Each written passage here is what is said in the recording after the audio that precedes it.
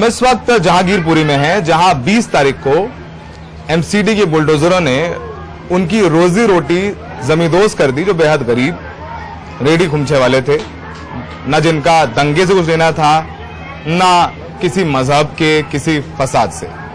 अब सबकी जिंदगी वापस पटरी पर लौट आई है, लेकिन अब ये लोग कहां जाएं जिनकी रेडी पटरी उस दिन तोड़ दी गई। हमारे साथ आसिफ हैं। आसिफ को आपने देखा होगा, ये सिक्के बुन रहे थे। इनकी माँ राहिमा बगल में है, इनकी वो गुमटी थी, तो उस वक्त जब जमींदोज हो गई, राहिमा परेशान हो गई, तो आसिफ सिक्के बुन रहे थे। उनके पिता अकबर हैं। माजिद की भी गुमटी तोड़ी गई, और माजिद के बगल में है रमन झा, इनकी भी वही गुमटी थी, इनकी गुमटी भी तोड़ दी गई। और इन सब लोगों का किसी फसाद दंगे से कोई लेना देना नहीं था। आसिफ, सबसे पहले बताइए, उस दिन आप सिक्के बुन रहे थे, क्या लगा उस दिन? परेशान हो रही थी अम्मी, इसलिए क्या हुआ था बताओ? उस दिन मम्मी बहुत परेशान थी, हमारा उससे ही चलता था, लेकिन वो उन लोग तोड़ के लोहा तक भी लेके चले गए उन लोग। लोहा भी ले गए? हाँ, कुछ नहीं छोड़ा, फ्रिज का कोना नहीं छोड़ा, वो भी लेके चले गए। फ्रिज वज का तो सब तोड़ के लेके चले गए? सब कुछ नहीं छोड़ा। पैसा भी उन लोग लेके चले गए। पैसा भी लेके चले गए? तो कितना कुछ पैसा सिक्के बचे थे, तो आप गिन रहे थे? हाँ। क्या, कितने पैसे मिले? मैं रात को गिन रहा था, 200 रुपए मिले थे। 200 रुपए मिले थे? हाँ। तो आपने 200 रुपए मम्मी को दे दिए? हाँ। स्कूल जा रहे हो? हाँ, अभी तो नहीं जा रहे। क्यों? अभी घर में बहुत काम है ना। घर में काम है, तकलीफ हो रही है, वैसे नहीं जा नहीं पा रहे, घर में दिक्कत है इसलिए। हाँ, नाम बताइए अपना। अकबर जी, मेरा नाम अकबर है। मेरी दुकान तोड़ा गया था। अच्छा जी। तो अभी स्कूल नहीं जा रहा? अभी घर में थोड़ा परेशानी है, इसलिए जा नहीं रहा है ये। बाकी ये ट्यूशन जा रहे हैं, अभी स्कूल जा नहीं पाया, ट्यूशन जा रहे हैं। रहीमा, आपने वो दुकान आपने बनाई थी लोन लेकर के, अब तो दुकान टूट गई, अब कैसे चलाएंगे घर जीवन? मैं अब सारी ये सरकार से मैं बोलना चाहती हूँ कि मुझे एमसीडी की तरफ से, क्योंकि हम तो इतना पढ़े लिखे नहीं है, हस्बैंड भी इतना पढ़े लिखे नहीं है, लड़के भी, और दुकान ना लगने जैसे जो मदद करनी चाहती हूँ, मदद ना करे, मुझे एमसीडी की तरफ से छोटा सा एक खोखा दिलवाए, जैसे रेडी पटरी की जगह दिलवाए, क्योंकि ये दुकान से ही हमारा चलता है, खाना पीना सब लोन मोन, तो ये ना लगने दे तो हम क्या करें?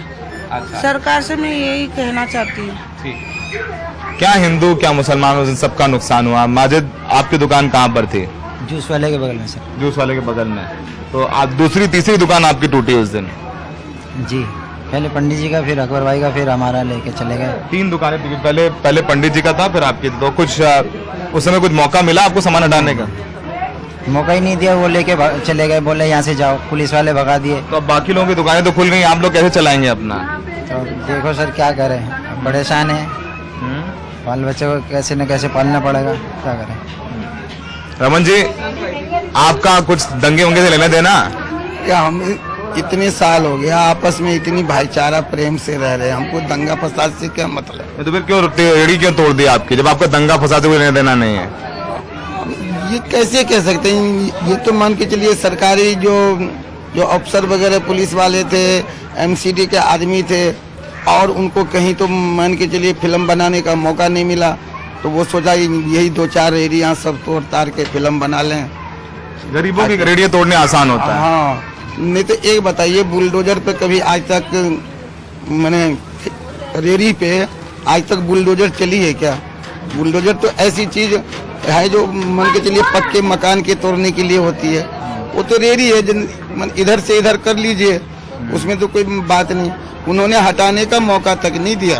हटाने का मौका तक नहीं, हमने 3 बार गए बचाने के लिए, रेडी को 3 बार बचाने के लिए गए, मगर उन्होंने हटाने का मौका भी नहीं दिया, बोला नहीं। कैसे चलेंगे? सबकी दुकानें तो खुल गई, आपकी दुकानें कहाँ है? सब आप लोगों का जो मलबा सब ले गए एमसीडी वाले? सब कुछ लेके चले गए, सब उठा के ले गए? हाँ, हम लोगों को ले गए, कुछ ले गए, कुछ छोड़ के। हमारे तीनों चारों सबको लेके चले गए, बिल्कुल ही नहीं छोड़े। तो आप घर पे खाली बैठे हैं अब? और क्या करेंगे, खाली बैठे हैं, देखते हैं कि आप। रमन जी, आप सब मुसलमानों के बीच में दुकान थी आपकी, कभी कोई दिक्कत हिंदू मुसलमानों के बीच में? तो आज तक नहीं हुआ। मेरे को 35 साल हो गए, मैं इसी बस्ती में, मेरा घर भी है टोटल मुसलमान के बीच में, दुकान भी है मुसलमानों के बीच में। मैंने आपको कहा था ना कि 95 तो यहाँ पे मुसलमान है, 5% हिंदू है। मेरा घर भी ऐसी ही है, तो हमें कोई गिला शिकवा नहीं है। गिला शिकवा होता तो मैं कब का नहीं यहाँ से चला जाता। कोई दिक्कत है, सब हिंदू मुसलमान मिलके रहते हैं। मिलके ये हमारे पड़ोसी दुकान में हमारे पड़ोसी है, ये दिवाली में दुकान सजाते हैं, हम गले मिलते हैं, हमें जो प्रसाद है वो देते हैं। हमारा जो दरगाह में जाते हैं जो प्रसाद होता है हम देते हैं। पंडित जी हमसे गले मिलते हैं, हम इनसे गले मिलते हैं। हम सब भाईचारे में रहते हैं। सोचिए, ये तस्वीर है, उनको नहीं दिखेगी, जो हर वक्त हिंदू मुसलमान के बीच नफरत पैदा करके अपनी राजनीति चलाते हैं। देखिए, ये अकबर, पंडित जी सब साथ में हैं। नुकसान अकबर का भी हुआ, नुकसान पंडित जी का भी हुआ, फायदा किसका हुआ? ये आप सोचिए कि फायदा किसका हुआ? नुकसान। अगर ये देखिए, ये तस्वीर है, पंडित जी और अकबर गले मिल रहे हैं। ये मोहब्बत 16 तारीख से लेके 20 तारीख तक हम रोज इनसे मिलने के लिए आते थे। कितना भी पुलिस वाला मना करता था तो भी रोज इनसे पूछिए, मैं रोज आता था शाम को मिलने के लिए। तो ये देखिए, पंडित जी और अकबर बाहों में बाहें, कंधे में कंधे मिलाकर खड़े हुए हैं। ये मोहब्बत है, ये भारत है।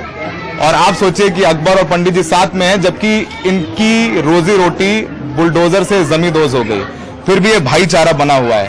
तो जो नुकसान होता है ना इन दंगे फसाद में, उन गरीबों का होता है, और सियासत उनकी चलती है जिन्हें इन फसाद करा करके फायदा होता है। तो फिलहाल यहाँ मोहब्बत भाईचारा कायम है, सिर्फ मोहब्बत है, लेकिन रोजी रोटी कैसे चलेगी ना अकबर को पता है, ना ये पंडित जी को पता है।